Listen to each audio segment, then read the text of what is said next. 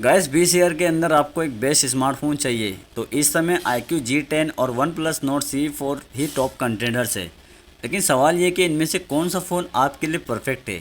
इसीलिए आज हम इन दोनों ही फ़ोन्स को डिस्प्ले, परफॉर्मेंस, कैमरा, बैटरी और प्राइस के हिसाब से फुल कंपेयर करेंगे और बताएंगे कि आपके लिए कौन सा स्मार्टफोन वैल्यू फॉर मनी है। तो वीडियो को लास्ट तक ज़रूर देखिए। सबसे पहले हम शुरू करेंगे इन दोनों स्मार्टफोन के डिस्प्ले से। तो iQOO G10 में हमें 6.67 इंचेस की full HD plus quad curve AMOLED display दी गई है जो कि 120 हर्ट्ज के रिफ्रेश रेट को सपोर्ट करती है और इसमें 5000 निट्स की पीक ब्राइटनेस दी गई है जो कि 20,000 के बजट में काफ़ी ब्राइट डिस्प्ले है। वही OnePlus Nord C4 में हमें 6.67 इंचेस की full HD plus AMOLED display दी गई है, लेकिन एक फ्लैट डिस्प्ले है और ये भी 120 हर्ट्ज के रिफ्रेश रेट को सपोर्ट करती है, लेकिन इसमें हमें सिर्फ 1100 निट्स की पिक ब्राइटनेस मिलती है जो कि इस प्राइस पॉइंट के हिसाब से बहुत ही कम है। इस डिस्प्ले को आप इंडोर में आराम से यूज़ कर पाएंगे, लेकिन अगर इसे आप आउटडोर में यूज़ करते हैं तो आपको थोड़ा ब्राइटनेस का प्रॉब्लम फेस करना पड़ सकता है। बाकी iQOO की डिस्प्ले को देखो तो कंटेंट के लिए और प्रीमियम फील करवाने के लिए iQOO की डिस्प्ले बेस्ट है, क्योंकि iQOO की डिस्प्ले की पिक ब्राइटनेस बहुत ज़्यादा है और ये कर्व डिस्प्ले है और इसीलिए दोस्तों डिस्प्ले के मामले में आपको iQOO G10 के साथ में ही जाना चाहिए। ओके, आगे बढ़ते हैं और देखते हैं परफॉर्मेंस की तरफ। तो भाई यहाँ पे परफॉर्मेंस के लिए दोनों स्मार्टफोन में सेम चिपसेट दिया गया है जो कि Qualcomm का स्नैपड्रैगन 7 Gen 3 प्रोसेसर है जो कि एक 8 कोर CPU है और ये 2500 मेगाहर्ट्ज़ पे क्लॉक है। ये 4 नैनोमीटर फैब्रिकेशन पर बना हुआ है और इसका अंतुदय स्कोर 8 लाख के प्लस आता है। तो भाई यहाँ पे डे टू डे यूजेस के अलावा ये दोनों स्मार्टफोन से आप अच्छी खासी गेमिंग भी कर पाओगे। तो भाई चिपसेट के मामले में दोनों स्मार्टफोन बढ़िया है। चिपसेट के हिसाब से देखो तो आप इन दोनों स्मार्टफोन में से किसी भी स्मार्टफोन के साथ में जा सकते हो। कैमरा सेटअप की तरफ देखो तो G10 में हमें डुअल कैमरे का सेटअप मिलता है जिसमें मेन कैमरा 50 मेगापिक्सल का है, दूसरा कैमरा 2 मेगापिक्सल का बुके सेंसर है और इसके फ्रंट में हमें 32 मेगापिक्सल का सेल्फी कैमरा मिलता है।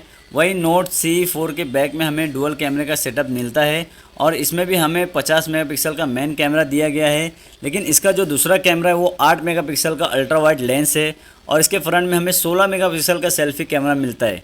और दोनों स्मार्टफोन के बैक कैमरे से आप 4K वीडियोस को 30 fps में रिकॉर्ड कर सकते हैं, जबकि इन दोनों ही फ़ोन के फ्रंट कैमरे से आप 1080 पिक्सल की वीडियोस को 30 fps में रिकॉर्ड कर पाएंगे।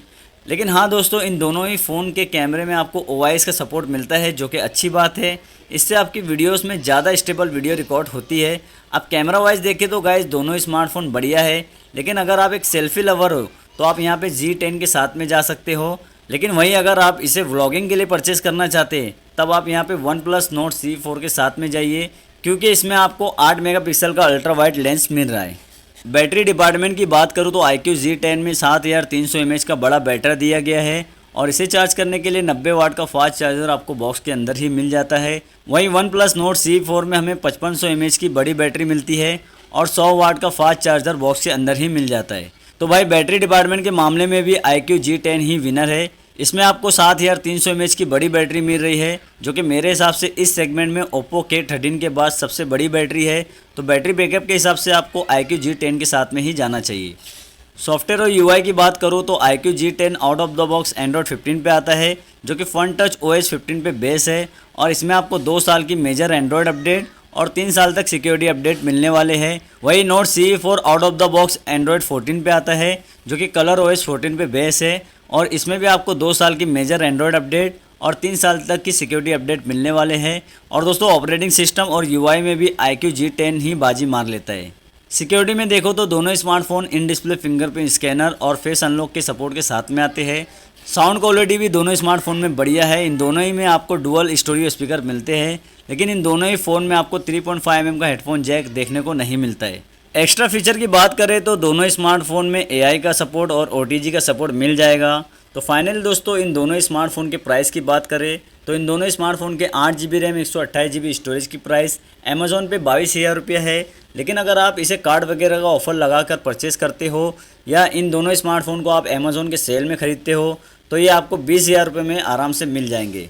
बाकी दोस्तों वर्डिक्ट की बात करूँ तो मेरे हिसाब से यहाँ पे आपको iQOO G10 के साथ में जाना चाहिए। वो आपको 20,000 रुपये की वैल्यू दे रहा है, क्योंकि इसमें आपको प्रीमियम कर्व डिस्प्ले और डिस्प्ले में ज़्यादा ब्राइटनेस, 7300 mAh की बड़ी बैटरी, बड़ा चार्जर और ये phone out of the box Android 15 पे आ रहा है। बाकी दोस्तों आप हमें कमेंट्स करके बताएं कि आपको इन दोनों स्मार्टफोन में से कौन सा स्मार्टफोन अच्छा लगा।